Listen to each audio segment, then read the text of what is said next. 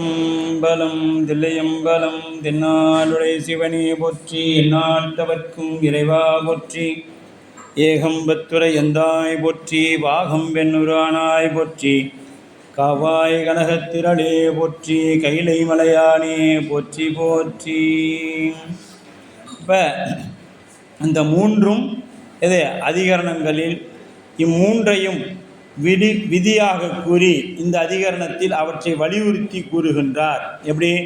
நரம்பு நாடி முதலவற்றை தான் அதுவாய் வரும் புருடன். புருடன் இந்த இடத்துல எது? உயிர். அவை ஆகாதவாறு அப்புருடனும் ஆகலான். இந்த புருடன் இறைவன். இந்த இந்த இந்த இந்த இடத்துல ரெண்டு இடத்துல புருடன் சொல்லப்படுது. இந்த முதல்ல வரும் புருடன்கிறது உயிர், ரெண்டாவது அப்புருடனும் அப்படிங்கிறது இறைவன். அப்போ இது எப்படி இருக்குன்னா, தோல் போர்வை மேலும் தொடை பலவாய் பொய்மறைக்கும் மீப்போர்வை மாற்றி துடம்போனார் மீப்போர்வை பொய்மறையா காமம் புலகாது மற்றதனை பைமாறி யாய் பார்க்கப்படும். நாலடியார சொல்லப்படும் இது. அதுபோல உடம்பில் உள்ள நரம்பு நாடி முதலவற்றின் உயிர் அது ஆதுவாய் வேற்றுமையின்றி கலந்து நிற்பினும். எது? இந்த நாம் சொல்கிறோம், இது இந்த இங்கே அழுத்தணும்னா என்ன சொல்லுது? உயிர் போகிற மாதிரி வலிக்குது. அப்போ உயிர் இங்கே இருக்குது. அப்போ இது என்ன சொல்லுதுன்னா, அந்தந்த இடத்தை உயிராக நினைத்துக்கொள்ளும்.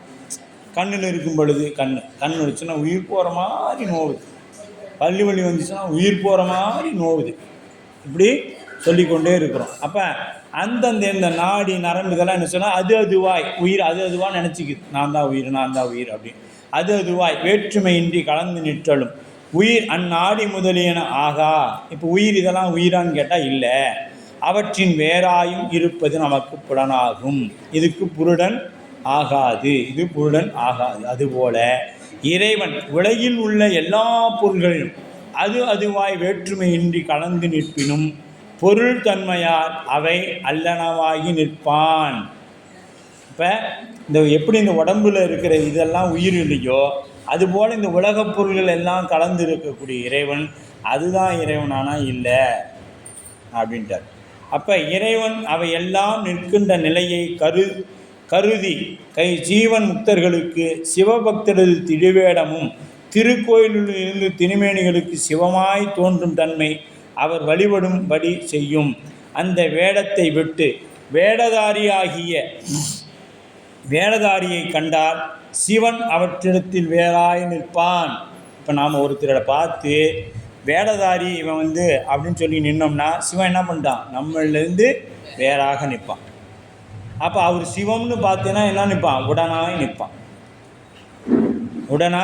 நிற்பான். அப்போ நான் அது வேறாய் நிற்பான். இவ்விடங்கள் அப்போ வழிபடும் நிலையை கைவிடத் தோன்றும். எப்போ? அங்கு வேடத்தை விட்டு வேடதாரியை கண்டால் சிவன் அவற்றில் வேறாய் நிற்பான் என்பதை என்னும் இடத்து அவற்றை வழிபடும் நிலையை கைவிடத் தோன்றும். என்ன ஆகிடும்? அவனை நாம் என்ன பண்ணுவோம்? வேடத்தை பார்க்காம வேடதாரியை பார்த்தோன்னா கையெடுத்து என்ன பண்ண மாட்டோம்? கும்பிட மாட்டோம். அப்போ சிவபெருமானை கண்டு வழிபடாத போகிற நாம் எதுக்கு வாழணும்? அப்போ இவ்விடத்தில் வழிபடுக என்று கூறாமல் கூறுகின்றார். வழிபடுக என்று அவையே தாமே சிவன் அல்ல, சிவனுக்கு அவை இடமாய் விளங்குவன. இந்த இடத்துல அப்படியே நாம் என்ன பொருத்தி பார்த்துக்கணுன்னா, திலகவதியாருடைய நிலையை பொருத்தி பார்க்கணும். ஏன்னு கேட்டிங்கன்னா, நாவுக்கரசு பெருந்தகை எப்படியாவது என்னை காப்பாற்றுன்னு திருவடியை பிடிக்கிறாங்க. அவங்க என்ன பண்ணாங்களாம்? தனக்கு மேலே இருக்கக்கூடிய இறைவன் திருவடியை பற்றினாங்க. இப்போ குருநாதர் நமக்கு தீக்கை செய்யும் பொழுது அவராக செய்விக்கிறார் இல்லை, இறைவனை நினைத்து பெருமானே இவ்வான்மா இந்த தீக்கையை கேட்கிறது, அடியேன் உங்களை நினைத்து இதை செய்விக்கிறேன் அப்படின்னு சொல்லி செய்விப்பார். அதனால தான் குரு உபதேசம் பெற்று அதை நாம் செய்தோம்னா அந்த புண்ணியம் நமக்கு, செய்யலைன்னா அந்த பாவம் குருநாதர். ஏன்னு கேட்டால் பக்குவம் அறிந்து அவர் கொடுக்கணும். கேட்குறாங்கிறதுக்கு என்ன பண்ணிடுறாங்க? கொடுத்துறோம். இப்போ நாம் தீக்கை வாங்க 10 பேரை நம்பர் பேர் எழுதுகிறோம், எழுதி குருநாட்டு கொடுக்குறோம். ஐயா இவங்களாம் அவர் என்ன பண்ணுவார், சரி இவங்க சரியாக பார்த்து தான் கொடுக்குறாங்க அப்படின்னு சொல்லி வர சொல்லிடுன்னு சொல்லிட்டு கொடுக்குறாங்க. இப்போ கொடுப்பதனால என்ன வருது நமக்கு, எப்படி ஒரு செயலுக்கு துணை நின்னோம்னா பாவ புண்ணியம் வருமோ அதுபோல் இது நமக்கும் பங்கு உண்டு. அதனால தான் சில நேரங்களில் ரொம்ப சிரமத்துக்கு ஆட்படுத்திடும். அதெல்லாம் அவையே தாம் சிவன் அல்ல, சிவனுக்கு அவை இடமாய் விளங்குவன.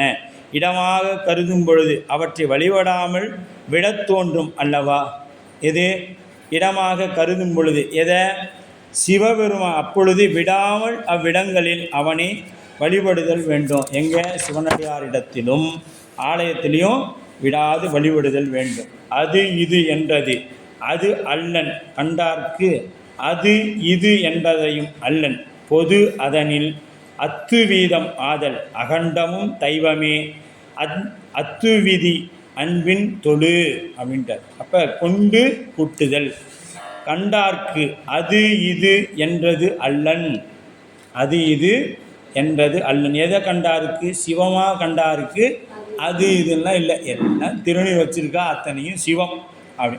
அது என்றது அல்லான், அது இது என்றதும் அல்லான் பொது அதனில் அத்துவீதம் ஆதல் அகண்டமும் தெய்வமே அத்துவீதி அன்பின் தொழு. அப்போ லிங்க வழிபாடு இறைவன் உலகத்தோடு அத்துவீதமாய் பிரிக்க முடியாமல் நிற்கும் நிலையை உணர்த்துதல். இறைவன் உலகத்தோடு அத்துவீதமாய் கலந்திருக்கிறான். அதுவும் இதுவும் என வேறுபடுத்தி சொல்லும்படியாக நிற்கும் பேத சம்பந்தம் மட்டுமே உடையவன் அல்லன். சிவபெருமான் என்ன இல்லை, வேத சம்பந்தம் உடைய. அவன் எங்கேயுமே வேறுபாடு பார்க்க மாட்டான், எல்லாரிடத்துலையும் ஒரே மாதிரி இருப்பான். இதுக்கு அந்தந்த ஆன்மாவின் பக்குவத்திற்கு ஏற்றார்போல் இருப்பான். அதுவே என்று ஒருமைப்படுத்தி சொல்லும்படியாக நிற்கும் அபேத சம்பந்தம் மட்டுமே உடையவன் அல்லன். வேத சம்பந்தமும் இல்லை, அபேத சம்பந்தமும் இல்லை. குணகுணி போல அது அதுவாகி இது என்று வேற்றுமைப்படுத்தியும் ஒற்றுமைப்படுத்தியும் சொல்லும்படியாக நிற்கும் வேத சம்பந்தம் மட்டுமே உடையவனும் அல்லன். வேத சம்பந்தம் மட்டுமே உடையவன் அல்லன். அம்மூன்றினும் பொதுவாய் அவன் உலகோடு பிரிப்பின்றி நிற்கின்றான். ஆதலால் எல்லா பொருள்களும் அவன் வடிவமே ஆகும். எல்லா பொருள்களும் அவன் வடிவமே ஆகும். அத்துவீத ஞானத்தை பெறவுள்ள மாணவனே, இப்போ சொல்கிறார் அத்துவீத ஞானத்தை பெறவுள்ள மாணவனே. இப்போ நமக்கு நேராக வந்துட்டார். பசுவின் பால் அதன் உடம்பில் பரவி இருந்தேனும் அதுபோல இறைவன் எல்லா பொருள்களிலும் தன் வடிவமாய் கொண்டாலும் அவரிடத்தில் அவன் வெளிப்பட்டு நில்லாமல் திருக்கோயிலில் இருக்கும் சிவலிங்க முதலிய திருமேனியும் அவன் விளங்கி தோன்றும் அருள் புரிவான். அத்திருமேனியை அன்பு விளையும் இடமாகவும் சிவலிங்க திருமேனியில் செய்யும் வழிபாடே அத்துவீத ஞானத்தை நிறைவேறச் செய்யும். இறைவன் நமக்கு செய்து வரும் எண்ணற்ற உபகாரங்களை நன்றி உணர்வோடு நினைந்து வழிபட வேண்டும். அங்கே எப்படி போய் நிற்கணும், நன்றி உணர்வோட பெருமானே வாய்த்தது நந்தமக்கு இதோ பிறவி, நீங்கள் மட்டும் என்னை இந்த பிறவியில் போடலைன்னா உங்களை நான் கையெடுத்து கும்பிட முடியுமா அப்படின்னு போய் நிற்கணும். உங்கள் ஆலயத்துக்கு என்னால் வர முடியுமா? அங்கே போய் என்ன கேட்கக்கூடாது. நம்ம அடியாராக இருக்க ஜீவன் முக்தராக இருக்கிறவங்க, முக்தி வேணும்னு நினைக்கிறவங்க என்ன பண்ணணும், போய் நன்றி மட்டும்தான் சொல்லணும். பெருமானே இன்றைய பொழுதை எனக்கு உங்களை வணங்க கொடுத்த உங்களுக்கு நன்றி. அவ்வளோதான், வேறு எதையுமே கேட்கப்படாது. அவனுக்கு எல்லாம் தெரியும். நமக்கு என்ன நேரத்தில் என்னத்தை கொடுக்கணும், எதை செய்யணும், எல்லாம் தெரியும். அத்திருமேனியே அன்பு விளையும் இடமாகும் சிவலிங்க திருமேனியில் செய்யும் வழிபாடே அத்திவித ஞானத்தை நிலைபெறுமாறு செய்யும். இறைவன் நமக்கு செய்து வரும் எண்ணற்ற உபகரணங்களை எண்ணி நன்றி உணர்வோடு வழிபாடு செய்ய வேண்டும். கண்டார்க்கு இறைவன் உயிர் பொருள் உயிர் இல்லாத பொருள் ஆகிய எல்லாவற்றோடும் தொடர்புற்று நிற்கும் நிலைமையை உணர்த்துவதாகும். அது இது என்றது அல்லன். கண்ணொளியும் சூரிய ஒளியும் போல அதுவும் இதுவும் என பொருள் தன்மையால் இரண்டாக சொல்லும்படி நிற்கும் பேத நிலைமையும் அல்லன். அவன் அது இதுன்னு பேத நிலைமைகளையும் இல்லை. அது என்றலும் அல்லன் உடலும் உயிரும் போல் அதுவே என கலப்பினால் ஒன்றாக கொள்ளும்படி நிற்கும் அபேத நிலையும் அல்லன். பொது ஆதலின் அம்மூன்று தன்மையும் பொதுவாக அத்துவீதம் ஆதல் அத்துவீதமாய் நிற்பன் ஆதலாகும். அத்துவீதம்னா என்னது? கலந்து இருத்தல், எல்லா பொருள்களிடத்திலும் கலந்து இருத்தல். அகண்டமும் தெய்வமே, எல்லா பொருள்களின் வடிவமும் அவன் வடிவமே, அதுதான் தெய்வமே, அவன் வடிவமே ஆயினும் அத்துவீத பொருள்களில் இறைவன் அத்துவீதமாய் நிற்றலை உணர்ந்த மாணவனே என்ன சொல்கிறார்? அன்பில் உனக்கு அன்பு விளையும் இடத்தில் தொழு வழிபாட்டினை செய்வாயாக. உனக்கு அடியார் இடத்துல அன்பு இருந்தால் அடியார் கும்பிடு, லிங்க திருமேனியில் அன்பு இருந்தால் லிங்க திருமேனி கும்பிடு, குருநாதர் இடத்துல அன்பு இருந்தால் குருநாதர் கும்பிடு. இல்லைங்க எனக்கு 3 வேலையும் அன்பு, 3ஐயும் கும்பிடு. யார் வேணாங்கிற? இல்லை நீ ஒன்றை தான் கும்பிடணும்னு சொல்கிறாங்க. இல்லையே, 3ஐயும் கும்பிடு. அப்போ எடுத்துக்காட்டு, ஞானமே போதும் வழிபாடு வேண்டாம் என்ற மறுத்து வழிபாடு செய்ய வேண்டும் என கூறுவது நியாயமா அப்படின்னு கேட்குறார்.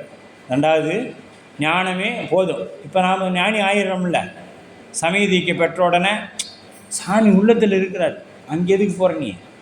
இங்கேயே கும்பிட்டா போதும், இருக்கிற இடத்துக்கு சாமி இருக்கிறார். இன்னும் சில பேர் தீக்கை பெறாதுன்னு சொல்லணும். சாமி எல்லா இடத்துலையும் இருக்கிறார், நீ அங்கே கும்பிட்டா தான் சாமி வருவார் அப்படின்னு சொல்கிறோம்ல. அதுபோல் இனி மெய் உணர்வு மேலோங்குவதற்கு சிவபக்தரோடு கூடி அவரை வழிபடுதல் வேண்டும் என இங்கு உணர்த்துகிறார். வினையால் அசத்து விளைதலால் ஞானம் வினை தீரின் அன்றி விளையா. வினை தீர ஞானத்தை நாடி தொழவே அது நிகழும். ஆனத்தால் அன்பின் தொழு அப்படின்ட்டார். அப்போ இந்த சங்கம வழிபாடு, சங்கம வழிபாடுனா என்னது? சங்கம் அப்படின்னா என்னது? இப்போ டீச்சர் சங்கம் வச்சுக்கிறீங்க அப்படின்னா என்னது? எல்லோரும் கூப்பிட்டு ஒன்றா சேர்ந்து தலைவர் செயலாளர் பொருளாளர்லாம் போட்டு ஆளுக்கு மாத சந்தா தொகை போட்டு அப்புறம் அதில் ஒரு சண்டையை போட்டு அப்புறம் சங்கம் முடிஞ்சிடும் இல்லையா? ஆமாம், இது சங்கம் என்றால் கூட்டு வழிபாடு. சங்கமர் அப்படின்னு கன்னடத்தில் அடியார் வழிபாடு செய்கிறவங்களுக்கு உண்டு. சங்கமர் அப்படின்னு கன்னட தேசத்தில் உண்டு. சங்கமர் அப்படின்னு சொல்லுவாங்க. அப்படின்னா கூட்டாக வழிபாடு செய்யக்கூடியவர்கள் சங்கமர், சங்கமம். இப்போ திருவேணி சங்கமம் அப்படின்னா அங்கே என்னது? 3 நதி ஒன்றா இணையுது. பவானி கூடுதுறை சொல்லணும்ல, சங்கமேஸ்வரர், சங்கமித்தல், ஒன்று சேருதல். அப்போ அடியார்னு என்ன பண்ணணும்? ஒருமித்த கருத்தோட ஒத்த மனத்தோட ஒற்றுமையாக இருக்கணும். அங்கே என்ன பண்ணுது? ஒன்று வேலிக்கு இழுத்துக்கிட்டு ஒன்று என்ன இருக்குது? வேலிக்கு இழுத்துக்கிட்டு ஒன்று நீருக்கு இழுத்துக்கிட்டு இருந்தால் எப்படி இருக்கும்? மாட்டு வண்டி போகாது. 2 பக்கம் பிச்சுட்டு போனால் மாடு அதே இடத்துல தான் நிற்கும். அப்படித்தான் இன்றைக்கு தமிழகத்தில் இருக்கக்கூடிய திருக்கூட்டங்கள் எல்லாம் இருக்கிறது. இது வேதனைக்குரிய செயல்தான், ஒன்றும் மகிழ்ச்சி அடைகிற மாதிரி இல்லை. இதெல்லாம் வேதனைக்குரிய செயல். இதற்கெல்லாம் காரணம் என்னன்னு கேட்டிங்கன்னா, பெரிய புராணத்தின் சிந்தனை ஆழமாக இல்லை. சைவ சித்தாந்தம் படிக்கலை.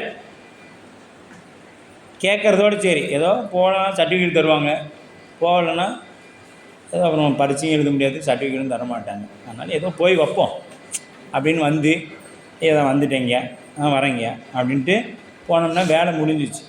இப்படியெல்லாம் இருக்கப்படாது. இப்போ என்ன பண்ணாலும் இப்போ நம்ம வீட்டில் 1000 சண்டை வருது. எங்கள் எல்லாம் தனித்தனியாக போயிடுறோமா? போக மாட்டோமே. ஏன்னா வீடு தனித்தனியாக, ஒரே வீடு தான், என்ன சண்டை போட்டாலும் அதில் எத்தனை சாப்பிட்டு தூங்கி ஆகணும். அதை விட்டுட்டு இல்லை நாங்கள் தனியாக பார்த்துக்குறோம் அப்படின்னு போனால் 1-2 தான் அப்படி இருக்கும், எல்லோரும் போகப்படுது. அப்போ அடியாருள்ள என்ன பண்ணணும்? எப்பொழுதும் ஒரு அந்த சேர்க்கை இருந்து கொண்டே இருக்கணும். என்ன பண்ணாலும் சரி விடு, அவங்க பக்குவத்துக்கு அப்படி தான், அவங்களோட நிலை அதுதான், சாமி அப்படி தான் அவங்கள வச்சுருக்குது, நம்மளோட நிலையை நாம் அப்படி இருப்போம் அப்படின்னு இருக்குது. அப்போ வினையால், அப்போ பிராதத்த வினையின் காரணமாகவே அசத்தாகிய உலகம் காட்சிப்படும். அதனால் சிவக்காட்சி மறையும்.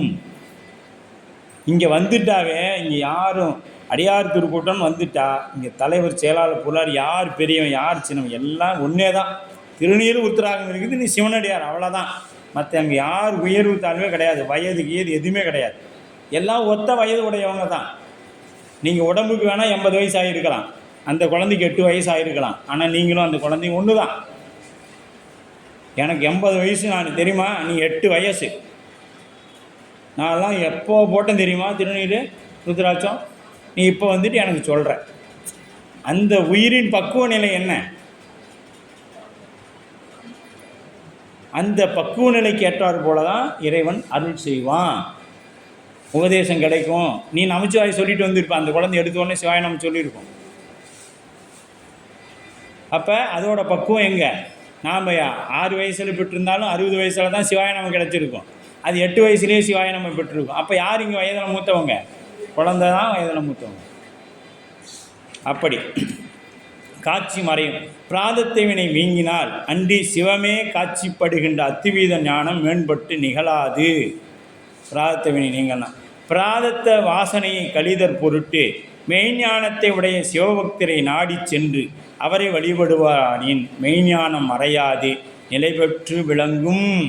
பாருங்கள், சிவனடியார் நாம் வந்தால் கும்பிடக்கூடாது, தேடி சென்று கும்பிடணும். அடியாரை போய் தேடி தேடி போய் பார்த்து கும்பிடணும் அப்படின்னு சொல்கிறார்.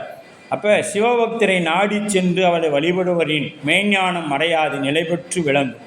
ஆகையால் மாணவனே, நீ சிவபக்தரை தேடி அடைந்து அவரை அன்போடு வழிபடுவாயாக. எப்படி? தேடி சென்று வழிபாடு செய்யும். அதுதான் கொண்டு வந்து இளையான்குடிமார் நாயனார் என்ன பண்ணார்? கொண்டு வந்து எங்கே போய் எங்கள் அடியார் இருக்கிறாங்க தேடி போய் கொண்டு வந்தார். சிறுதொண்டர் என்ன பண்ணுறாரு? போகிறாரு. எங்கேயோ இன்றைக்கி ஒரு அடியாரும் தென்படலை. இவங்களாம் என்ன பண்ணாங்க? அடியார்களை தேடி தேடி. அவங்களாம் சைவ சித்தாந்தம் படித்தாங்களா?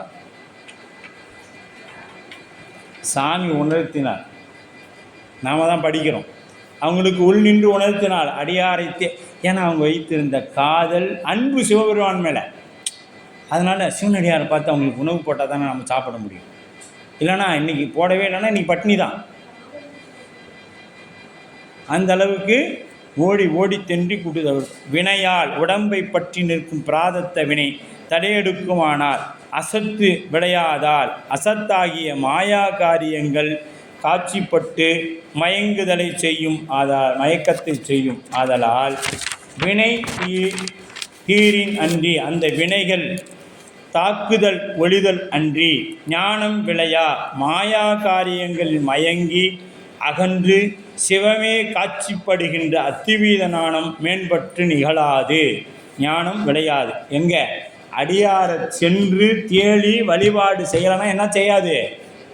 ஞானம் விளையாது. நல்லா உள்ளார போட்டு வைங்க, என்னைக்காச்சும் நமக்கு ஆகும். வினை தீரணும்னா பிராதத்த வினையின் வாசனை நீங்குதல் பொருட்டு ஞானத்தை மெய்ஞானத்தை உடைய சிவபக்தரை நாடி தொழவே தேடி அடைந்து அவரை வழிபடவே அது நிகழும். எது நிகழும்? பிராதத்த வினையின் வாசனை நீங்கும். பிராதத்த வினை வாசனை நீங்கிறதுக்கு என்ன பண்ணணும்? அடியாரை சென்று தேடி பணியணும். பணியுமாறு பணியே அப்படிம்பார். இப்போ பணியணும். இப்போ சார்ஜ் இல்லையா? ஆதலால் மாணவனே அன்பின் தொழு மெய் உணர்வை நிறைவு பெறச் செய்யும் அடியவரை அன்போடு வழிபடுவாயாக. சிவனடியார் எனப்படுவர் பிராதத்தை வினையாகிய வேட்சினை அறுத்து மெய் உணர்வை நிலையாக பெற்ற தன்மை உடையவர் ஆவார். சார்தலின் வண்ணமாதல் தன்மை உடைய ஆன்மா மெய் உணர்வு நிலையாக பெற்று சிவனடியாரை சார்ந்து நின்று அவரை வழிபடும். ஆயின் அந்த ஆன்மா பிராதத்த வினையின் வாசனை நீக்கி மெய் உணர்வு நிலை பெறும். எனவே சிவனடியாரை வழிபட வேண்டியது அவசியம் ஆயிற்று. இதை 9ஆம் நூற்பாவில் அக வழிபாட்டையும் 12ஆம் நூற்பா புற வழிபாட்டையும் சொல்லுது. 9ஆம் நூற்பா என்ன சொல்லுது? அக வழிபாட்டை சொல்லுது. இது என்ன சொல்லுது? புற வழிபாட்டை சொல்லுது. இப்போ 3ஆம் எடுத்துக்காட்டு 3. தன்னை அறிவித்து தானாக செய்தானை பின்னை மறத்தல் பிழையலாது முன்னவனே தானே தானாக செய்தும் தெய்வம் என்றும் தெய்வமே மானே தொழுகை வழி அப்படின்ட்டார். மான் அப்படின்னா மகான், மான் அப்படின்னா மகான் அப்படின்னு பொருள். அப்போ குரு வழிபாடு இந்த இடத்துல என்ன சொல்லப்படுது? குரு வழிபாடு சொல்லப்படுது. இறைவன் தன்னை ஒரு சிறிதும் அறிய மாட்டாது குருடாய் கிடந்த உயிருக்கு ஞானக்கண்ணை கொடுத்து தன்னை உணரும்படி செய்தான். இப்போ என்ன பண்ணுறாரு இறைவன்? தன்னை சிறிதும் நினைக்கவே இல்லை. அறியாத உயிருக்கு என்ன பண்ணார்? குருடாக கிடந்துச்சு. அதுக்கு என்ன பண்ணார்? மலங்களை நீக்கி கண்ணொளியை கொடுத்தார். அறுவை சிகிச்சை செய்து என்ன பண்ணார்? உணரும்படி செய்தார். எத்துணையும் அரிய பொருளாகிய அவன் எத்துணையும் எளிய இவ்வுயிரை தானாம் வண்ணம் செய்தான். சிவமாம் தன்மை பெறச் செய்தான். தானா வன்மனா சிவமாம் தன்மை பெறச் செய்தார். இறைவனது கைமாறு கருதாத உதவியை அவ்வுயிர் மறக்குமாயின் அது கருப்படுவதே ஒரு குற்றம் அன்று. மீண்டும் அது கருவுக்கு போகிறது வெறும் பெரிய குற்றமே இல்லை, போய் தான் ஆகணும் அப்படின்னு. கழுவாய் இல்லாத மிக பெருங்குற்றமாக முடியும். கழுவாயே இல்லாது எது? குருநாதரிடத்தில் உபதேசம் பெற்று நீங்கள் என்ன பண்ணும்?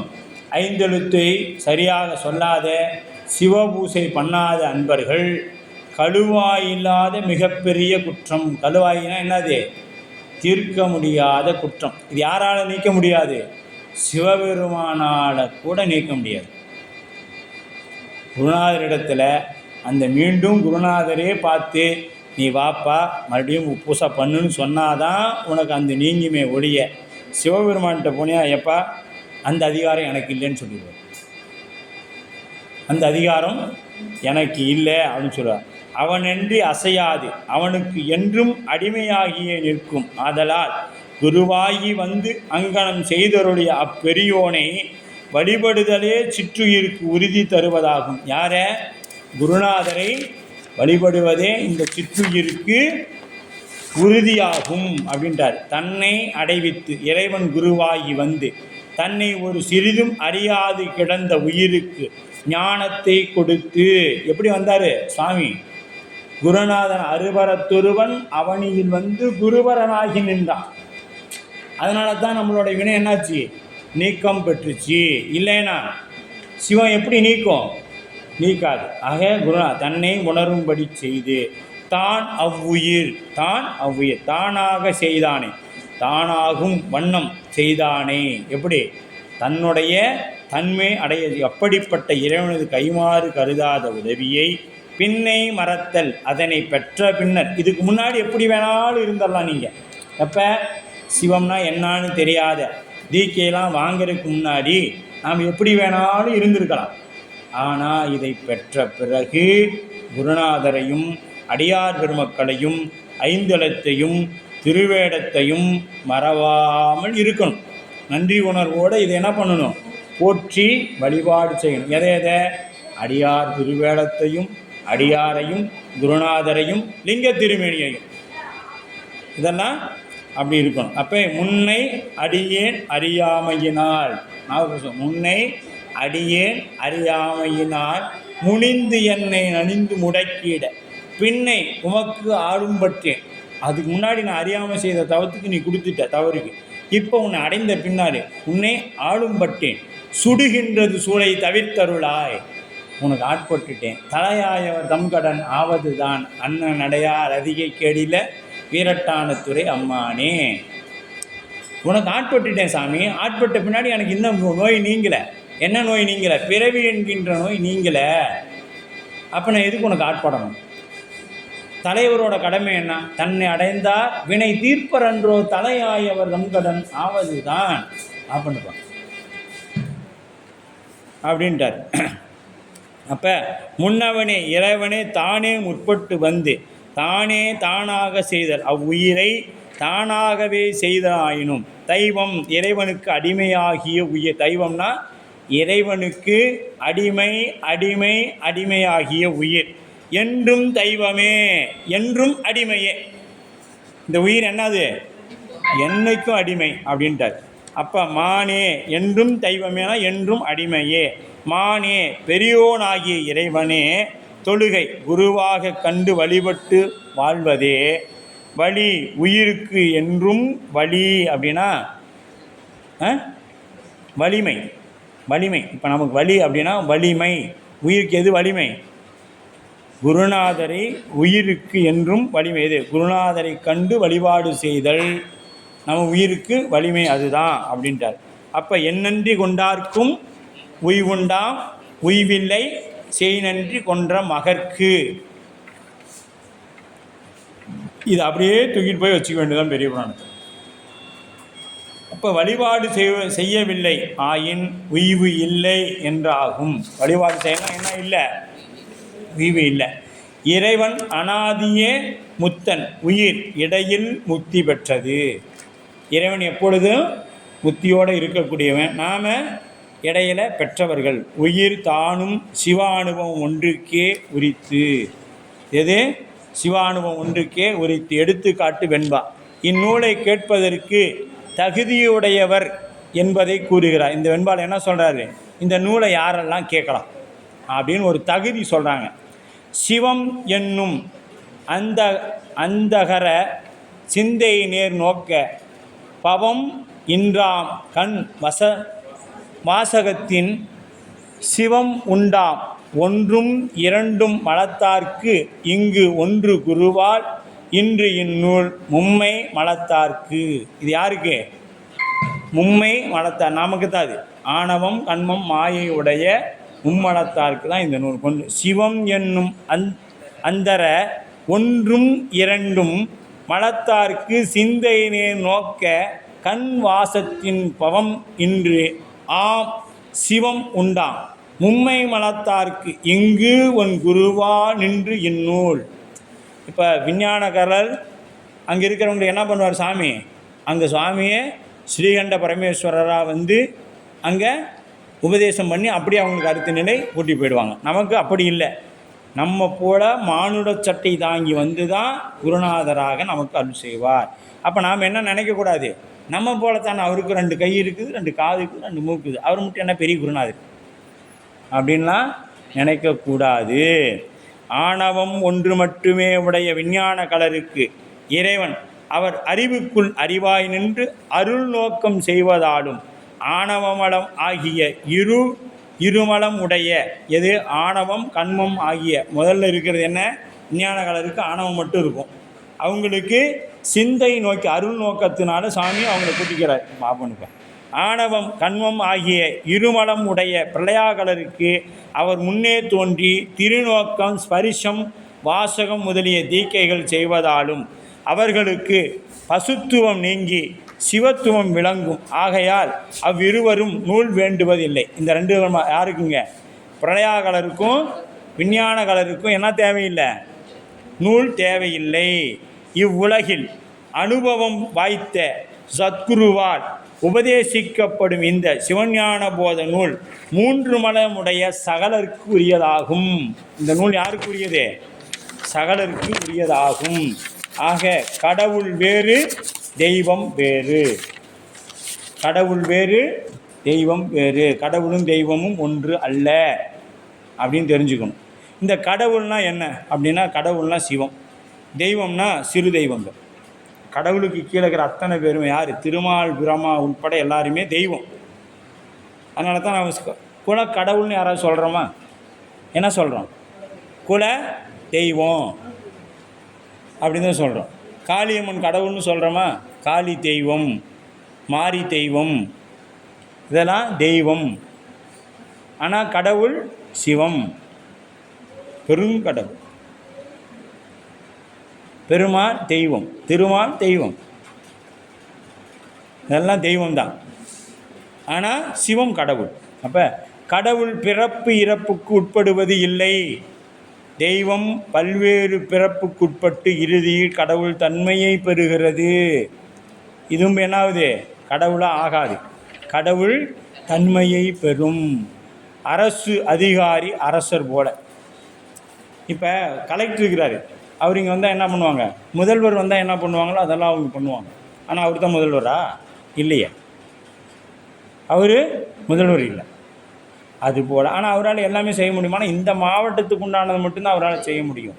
ஆனால் அவர் யார், அரசு முதல்வருக்கு உண்டான என்னவோ அதெல்லாம் அவர் செய்யலாம். ஆனால் அவர் தான் முதல்வரானால் இல்லை. அதுபோலத்தான் இந்த தெய்வங்கள் எல்லாம். சிவபெருமான் ஆணையை பெற்றுள்ள ஒவ்வொரு தேவர்களையும் பிரம்மம் என்று உபசரித்து உபநீதங்கள் கூறுகிறது என்றாலும் அதிகாரிகள் உண்மையில் அரசர் ஆகார். அதிகாரிகள் உண்மையில் அரசர் ஆகார். அதுபோல ஏனைய தேவர்கள் உண்மையில் பிரம்மம் ஆக மாட்டார்கள். தெளிவாக சிவபரம் பொருளையே பிரம்மம் என்று கூறுகின்றது. சிவம் என்னும் அப்படின்னா ஜீவன் தன்மையை நீக்கி சிவமான் தன்மை எய்தி நிற்கும் அந்த தர அப்படின்னா சித்தாந்த மாணவனே, ஒன்றும் இரண்டு மலத்தார்க்கு ஒரு மலமும் இருமலமும் உடைய விஞ்ஞான கலர் பிரளயாகலருக்கு சிந்தை நேர் நோக்க முறையே வெளிப்படாது அறிவினுள் இருந்தவாறு அருட்பார்வையால் நோக்குதலாலும் கண்வசத்தின் தனது இயற்கை வடிவில் முன்னர் தோன்றி திருநோக்கு ஸ்பரிசம் வாசகம் என்னும் தீக்கைகள் செய்தாலும் சிவம் உண்டாம், சிவமாம் தன்மை உண்டாகும். பாவம் இன்றாம், பிறவி இல்லையாம் அவர்களுக்கு. ஆகவே அவர்களுக்கு இந்நூல் வேண்டுவது இல்லை. அப்போ மும்மலம் அப்படின்னா மும்மலம் உடைய சகலருக்கு இந்த இன்று இந்நூல் அப்படின்னா இன்று இம்மால் செய்யப்பட்ட சிவஞான போத நூல் பயன் தருவதாகும். இங்கு உன் குருவால் இவ்வுலகில் அனுபவமுடைய தேசிகர் வாயிலாக பெறுதலுக்கு உரியது ஆகும் அப்படின்றார். அப்போ இதுக்கு பாயிரம்னு பார்த்தீங்கன்னா நூல் மரபு எந்தை சனத்குமாரன் ஏத்தி தொலை இயல்பாய் நந்தி உரைத்து அருளும் ஞான நூல் சிந்தை செய்து தான் உரைத்தன் மெய்கண்டான் தரணியோர் தாம் உணர ஏதிரட்டால் இன்று அப்படின்ட்டார். அப்போ சிவம் என்ன பண்ணுது? ஸ்ரீகண்ட பரமேஸ்வரர் யாருக்கு உபதேசம் பண்ணுறாரு? நந்தியம்பெருமானுக்கு உபதேசம் பண்ணுறார். நந்தியம்பெருமான் யாருக்கு பண்ணுறாரு? சனத்குமாரருக்கு பண்ணுறார். சனத்குமாரர் சத்தியநாத தரிசினிகளுக்கு உபதேசம் பண்ணுறார். சத்தியஞான தரிசினி பரஞ்சோதி முனிவருக்கு உபதேசம் பண்ணுறார். பரஞ்சோதி முனிவர் மெய்கண்ட தேவநாயனாருக்கு உபதேசம் பண்ணுறார். எதே இந்த சிவஞான போதங்கிற நூலை மெய்கண்ட தேவநாயனார் என்ன பண்ணுறாரு? நமசிவாய மூர்த்திகளுக்கு உபதேசம் பண்ணுறார். நமசிவாய மூர்த்திகள் வழியாக வர்றது தான் இன்றைக்கி நமது திருவாடுதுறை ஆதீன 24வது குருமகா சன்னிதானம். இவர்கள் வழியாக இதற்கு பெயர் பரம்பரை. பரம்பரைனா பரம்னா சிவம், பறைனா சக்தி. பரம்பரையாக சிவனும் சக்தியும் கொண்டு சிவன் அருளால் வருவதால் அதற்கு பரம்பரை என்று பொருள். அப்படிங்கிற அளவில் சிவஞான போத நூல் நமக்கு முற்று பெறுது. அதனை தொடர்ந்து இன்றைக்கி சிவஞான சித்தியார் தொடங்கிட்டு அடுத்த வகுப்பில் சிவபிரகாசம் தொடங்கிட்டு சிவபிரகாசத்தை முழுமையாக அடுத்த தொகுப்பில் சிந்திக்கலாம். அடுத்த வகுப்பும் நமக்கு எதில் வரும்னா முதல் ஞாயிற்றுக்கிழமையே வந்துடும். 2வது ஞாயிறு ஆசிரியர் அமைப்பாளர் கூட்டம் வச்சுருக்காங்க தஞ்சாவூரில். அதனால் அதுக்கு போக வேண்டி இருக்கும். அதனால் என்ன பண்ணுவாங்கன்னா நாம் அந்த முதல் ஞாயிற்றுக்கிழமையே வச்சுருவோம். 4ஆம் தேதி அந்த மாதிரி வரும், அல்லது அதற்கு 6ஆம் தேதி வரும். அந்த மாதிரி ஏதாவது ஒன்று இருக்கும், பார்க்குறோம். ஜீவன் முக்தர் உடம்போடு கூடும் வாழ கால இந்த நூல் தொகுப்பு அப்படி தொகுப்பு சொல்கிறார். ஜீவன் முக்தர் உடம்போடு கூடி வாழும் காலத்தில் அவனுடைய அறிவு இச்சை செயல் புறஞ்செல்லும் பொழுது அவரது அறிவு மலத்தை நீங்குவதிலும் அவரது இச்சை அன்போடு கூடுவதிலும் அவரது செயல் திருவேடத்தையும் சிவாலயத்தையும் வழிபட்டு செல்லும். விபரீத உணர்வை செய்யும் மும்மலங்களையும் களைவதை முதலில் செய்ய வேண்டுவது ஆகும். மலம் நீங்கும் நிலை பெறுதற் பொருட்டு முத்தரோடு இணங்கி இருக்க வேண்டும். முத்தரோடுனா யார்? சிவனடியார்களோடு இணங்கி இருக்க வேண்டும். அப்போ தான் மலம் நீக்கும். இது 2வது செய்ய வேண்டுவது ஆகும். சிவபெருமான் வெளிப்பட்டு விளங்கும் திருவேடத்தையும் சிவாலயத்தையும் சிவனினைவே கண்டு வழிபட வேண்டும். இது 3வது செய்ய வேண்டுவதாகும். இம்மூன்றையும் செய்ய வேண்டுவது ஜீவன் முக்தர்களுக்கு கடமையாகும். இது என்னதுங்க? கடமையாக செய்யணும். இது 3ஐயும் எது? சிவாலயத்தையும் சிவனடியாரையும் குருவையும் வழிபடுறது என்ன வேலை? நம்மளுடைய கடமை. இது எது? அதுவே இவற்றை செய்த பொழுது செய்யாத பொழுது நன்றி மறத்தலாகும். அது பெரும் குற்றமாக முடியும் என்றளவில் இந்த நூற்பா நிறைவு பெறுகிறது. அடுத்தது சிவ பிரகாசம். இப்போ சிவனடி அடைந்த பின்னாடி என்ன பண்ணணும்? நமக்கு சிவம் பிரகாசமாக தெரிய வேண்டும் அப்படின்னு சொல்லப்படுது. மேலோட்டமாக அப்படியே அந்த இதோட ஆசிரியரை பார்ப்போம். ஆசிரியரை பார்த்துட்டு மீதியெல்லாம் ஆசிரியரோட வரலாறு மட்டும் சிந்திக்கணும். இன்னும் நேரம் இருக்குது. அதுக்குள்ளே வீட்டு நினைப்பு வந்துச்சு, எப்படா முடிப்பாருன்னு பார்த்தோம். முடித்தோடனே மறுபடியும் அடுத்த பேப்பரை தூக்கிக்கிட்டார். என்ன பண்ணுறது? வேதாளத்துக்கு வாக்கப்பட்டால் முருங்கை மரம் ஏறி தானே தீரணும். அப்படின்னு நினைக்கலாம், வேறு வழி இல்லை.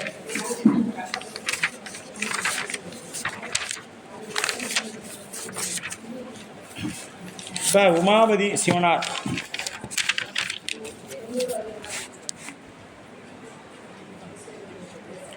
உமாபதி இந்த நூலை இயற்றியது யாருங்க? எல்லாருக்கும் இந்த நூல் வந்திருக்கும், சிவப்பிரகாசம் எல்லாருக்கும் வந்திருக்கும். இந்த நூலை இயற்றியது ஏதாவது வந்த அன்னைக்கு எடுத்து பார்த்துருந்தீங்களா கூட தெரியும், மேலேயே போட்டிருக்கோம்.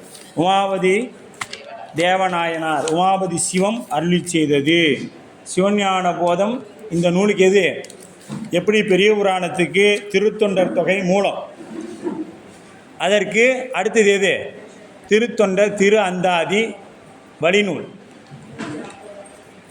அது தொகுதி நூல் தொகுப்பு அப்படின்னு சொல்லுவாங்க. அதற்கு அடுத்தது என்னன்னு பார்த்தீங்கன்னா விரிநூல் அப்படின்னா பெரிய புராணம். அதுபோல் சிவஞான போதம் இதற்கு மூல நூல். சிவஞான சித்தியார் இதற்கு வழிநூல். சிவப்பிரகாசம் சார்பு நூல்.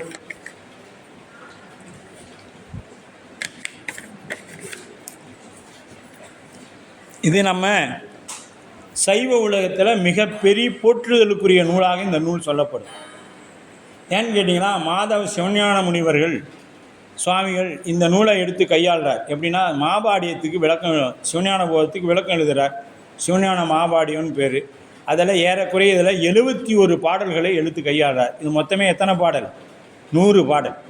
100 பாடலில் 71 பாடல்களை அவர் எடுத்து சிவஞான மாபாடியத்திற்கு கையாளுறார் அப்படின்னு சொல்லப்படுது.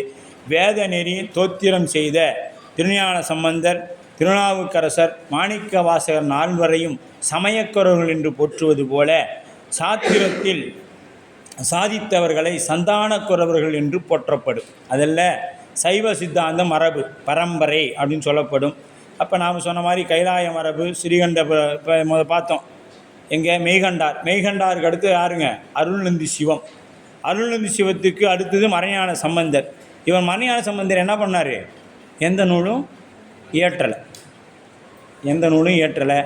ஏன்னு கேட்டிங்கன்னா அவருக்கு அது ஏதோ சாமி அவருக்கு வாய்ப்பு கொடுக்கல. அதற்கு பின்னாடி வந்த உமாபதி சிவம் ஏறக்குறைய 8 நூல்கள் இயற்றார். அதுக்கு பேர் என்ன? சித்தாந்த அட்டாங்கம் அப்படின்னு பேர். 8 நூல் என்னென்னு பார்க்கலாம்.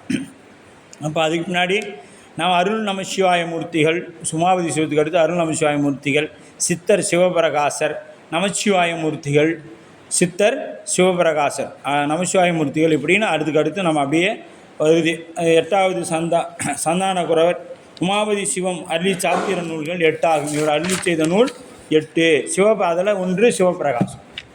அது என்னென்ன நூல்னு பின்னாடி நாம் வாய்ப்பு இருந்தால் பார்ப்போம். அப்போ சிவபிரகாசம் நூல் விருத்த பயனாக கொண்டு இந்நூல் 1000 பொது உண்மை என 3 பகுதிகளாக உள்ளது. விருத்த மாதிரி இருக்கும், படித்தா எளிமையாக புரியும். நாவுக்கரசர் தேவாரம் படிக்கிற மாதிரி எளிமையாக புரியும், நம்ம படித்தாவே புரியும். தொன்மைவாம் என்னும் எதையும் நன்று ஆகா. இப்போ இதில் ஒரு எதெல்லாம் 12வது பாட்டில் சொல்வார்.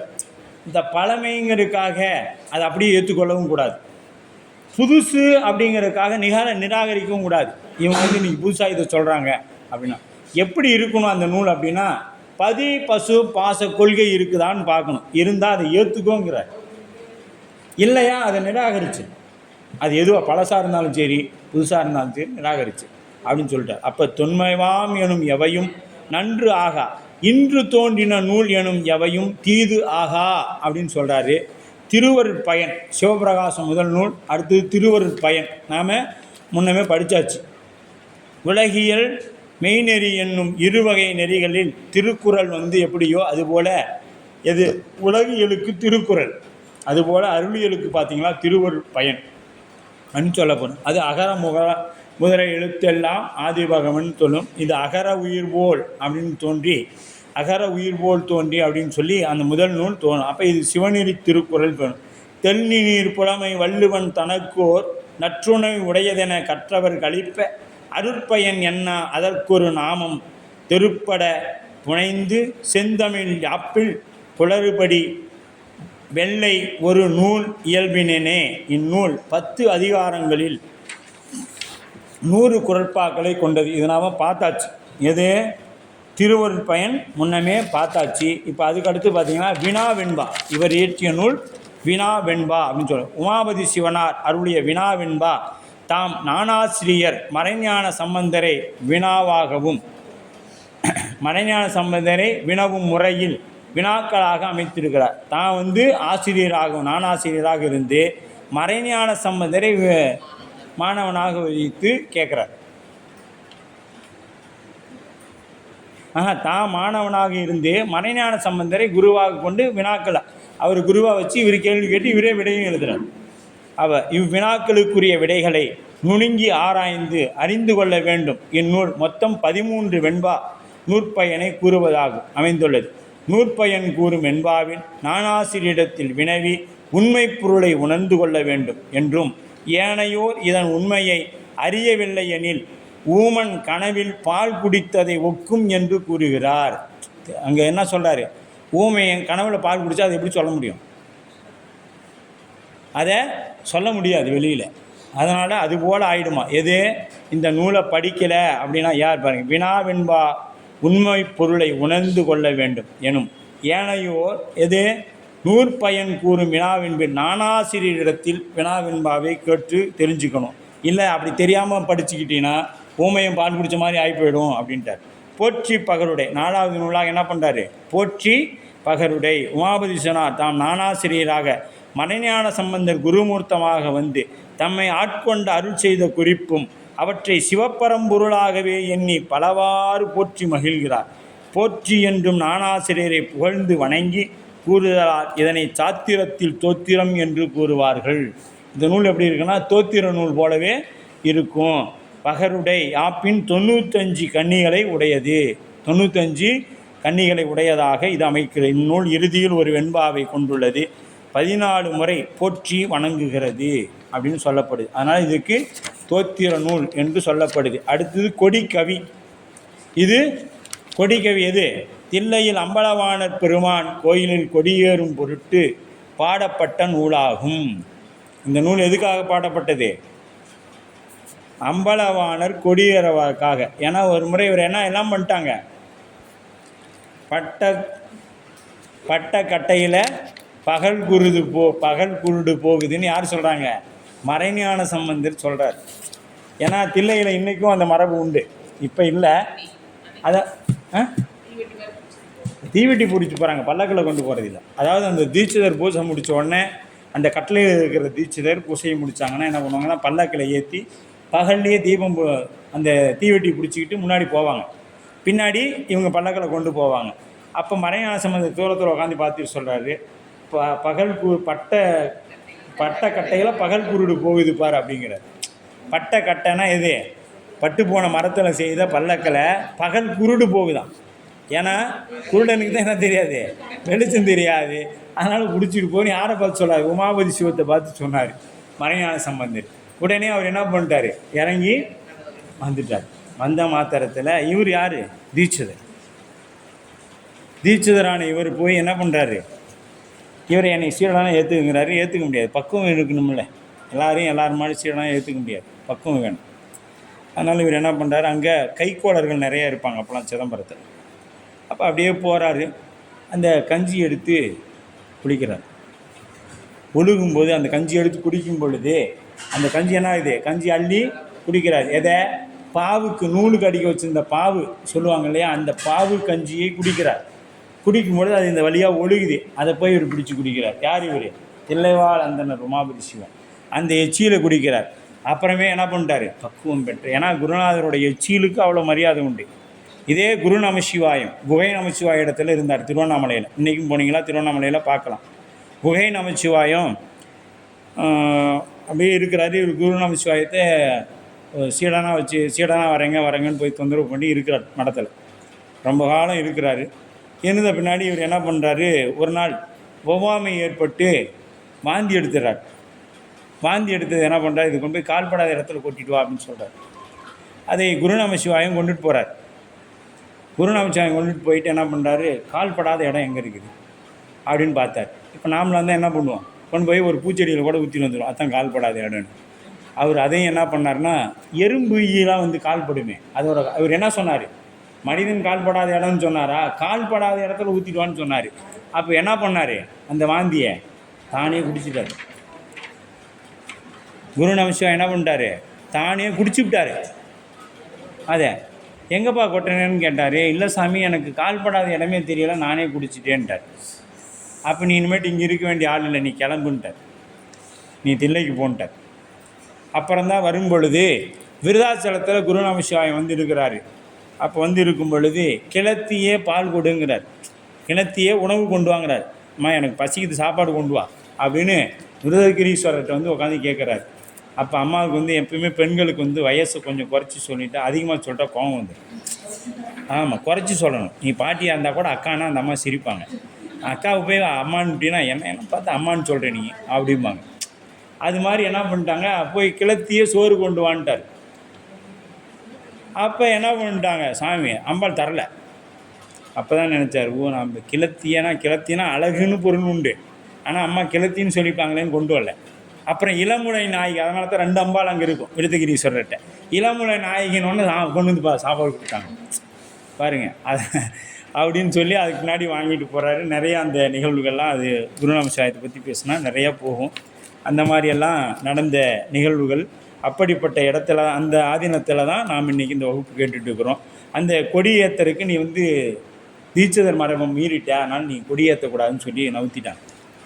அப்படி நவுத்தின பிறகு தீட்சிதர் அவர் அது கொடி ஏறலை. அந்த அன்றைக்கி கொடி ஏற மாட்டேது, கம்பத்தில் ஏறினா அந்த விழுது. அப்புறம் சாமி அசரீதியாக சொல்கிறாங்க. அதுக்கு முன்னாடி உமாபதி சிவத்தை கனவுல சொல்கிறாங்க. போய் உமாபதி சிவத்தை கூட்டி வந்து கொடிக்கவி பாடி இப்போ ஏற்றுங்க ஏறுன்னு சொல்கிறாரு. இவர் பாடுறார்.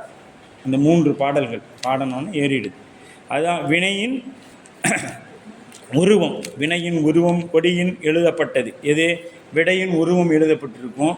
அதுக்கடுத்து திருவிழாவின் நோக்கம், அந்த திருவிழா எதுக்காக நடத்துகிறோம் அப்படிங்கிற நோக்கம் எழுதப்பட்டிருக்கும். திருவருளால் ஆன்மாக்கள், அங்கே ஆன்மாக்கள்லாம் அந்த விளக்குகள்லாம் போட்டுப்பாங்க பாருங்கள். ஒரு அடுக்காரத்தி 1 2 3 விளக்குகள், விசிறி, வெஞ்சாமரம் இதெல்லாம் இருக்கும். இதெல்லாம் போட்டு அந்த கொடியை ஏற்றுறாங்க. 4வது மும்மலம் நீக்கி திருவடியை சேரும்படி ஆகிய கூறுகின்றது. 5 எழுத்தின் சிறப்பும் அதன் வகைகளும் அதன் துணை கொண்டு ஆன்மாவின் அறிவையும் மறைக்கும் மலத்தையும் நீக்கி அடையும் சிவவேதத்தையும் நன்றாக விளக்கி கூறுகிறது இந்த நூல். அவ்வளோதான். நெஞ்சு விடுத்துவது. அதுக்கடுத்தது நெஞ்சு விடுத்துவது அழகாக இருக்கும் படிக்கிறது. அற்புதமான ஒரு நூல். உமாபதி சிவம் தன் ஞானாசிரியரும் மணியான சம்பந்தரை தலைவராகவும் தன்னை தலைவியாகவும் கொண்டு தலைவன் தலைவியை போல தூடுவது போல எழுதப்பட்டதனால் இதுக்கு நெஞ்சு விடுத்துவது என்று பெயர் அமைக்கப்பட்டது. இது சாத்திர நூலில் மிகவும் படிப்பதற்கு சுவையாகவும் நன்றாகவும் இருக்கக்கூடிய நூல்.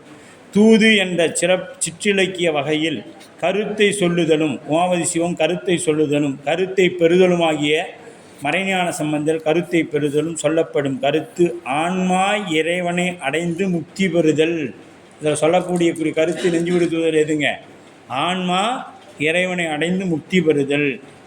இருவருக்கும் இடையே பரிமாறப்படும் குறிகள் பதி, பசு, பாசம், வாய்ப்பெண், ஊடகம், நெஞ்சம், ஊடக உணர்த்தும் பொருள், சித்தாந்த, மெய்யியல் என்று சொல்லப்படும். இப்படி 6 வகையாக பிரித்து 125 கன்னிகளை உடையதாக இந்த நூல் அமைக்கப்பட்டிருக்கும். தசாங்கத்தின் இயல்பு அப்படின்னு சொல்லி நாற்குணமே குன்று, இன்பமே 6, ஆகமங்கள் 8 முடியாத நாடு, சிவன் ஞானமே ஊர், அருளே மலை, சத்தியமே குதிரை, ஞானமே ஆவை என்று 8 அங்கங்களை உடைய 6 சமயங்களும் அவை முடியாத அவனுடைய கொடி, 9 நாதம் முரசு, 10 திருமால் பிரம்மா ஆகியோர் உள்ளங்களுக்கு அப்பாலும் செல்லக்கூடியது ஞான ஆணை என்று சொல்லப்பட்டிருக்கும். திருக்குறளில் வழியாக திருவருட் பயன் நாம் அது பார்த்துருக்கோம். அடுத்தது சங்கற்ப நிகாரணம் அப்படின்னு 8வது நூல். சங்கற்ப நிகாரணம் அப்படின்னு சொல்லி அந்த நூல். அது கொள்கை மறுப்பு ஆகியவற்றை அமைந்துள்ள இந்நூல் 20 பகுதிகளை அப்படியே 20 பகுதிகளாக பிரிக்கப்பட்டிருக்குது. எப்படின்னு பார்த்தீங்கன்னா, மாயாவாதம், ஐக்கியவாதம், இதெல்லாம் நாம் எங்கே பார்த்தோம்? திருவருட் பயன்லேயே பார்த்துட்டோம். இந்த நூல்லாம் வாய்ப்பு இருந்தால் நூல் வந்த உடனே எடுத்து வீட்டில் வச்சு படித்து பாருங்கள். மாயாவாதம், ஐக்கியவாதம், பாடானவாதம், பேதவாதம், சிவசமவாதம், ஐக்கியாந்தவாதம், ஈசர் அவித்காரவாதம், நிர்கரணவாதம், அப்புறம் சைவ விவாதம், 9 மதங்களையும் இதில் மறுத்து சொல்லப்படுகிறது. இதற்கு மேல் உமாபதி சிவம் 8 இலக்கிய நூல்களும் 2 வடமொழி நூல்களும் தொகுப்பு நூலாக எழுதி நமக்கு கொடுத்திருக்கிறார். திருமுறை கண்ட புராணம் எழுதியிருக்கிறார். சேக்கிழாரின் புராணம், சேக்கிழாருக்குன்னு தனியாக ஒரு புராணம் எழுதப்பட்டிருக்குது. இத்தனையும் செய்திருக்கின்றார் என்ற அளவில் இன்றைய வகுப்பானது நிறைவு பெறுகிறது. இப்போ சிவபிரகாசத்தோட முதல்ல ஒரு விநாயகர் அகவலை மட்டும் பாடிட்டு நாம் இந்த வகுப்பை நிறைவு பெற்றுக்கொள்ளலாம். அதாவது ஒளியான திருமேனி, சிவபிரகாசத்தில் ஒளியான திருமேனி ஒழுதன மிகமேவும் களியார வரும் ஆணை கடல் நாளும் மறவாமல் அழியாலும் மலர்த்தூவும் அடியார் உளமான வெளியாகும் வலித்தாய வினை கூட நினையாவே. அப்போ உருவமும் அருவமும் அருவுருவமும் ஆகிய மூன்றையும் கடந்து இறைவனுடைய இயல்பு அது பேரொளி விளம்பாக விளங்கும். அப்பேரொளி வடிவமான ஒளியே வடிவாக திருமேனி விளங்கும். இப்போ இறைவனோட திருமேனி எப்படிப்பட்டது? ஒளியே வடிவானது. அந்த ஒளிங்கிறது எது? அருளே ஒளியாக நமக்கு வெளிப்படும் என்ற அளவில் இன்றைய வகுப்பானது நிறைவு பெறுகிறது. இந்த சிவபிரகாசம் அடுத்த வகுப்பில் சிந்திக்கலாம். நூல் வாங்கி கொண்ட நண்பர்கள் அவசியம் எடுத்து வருமாறு வேண்டுகிறோம்.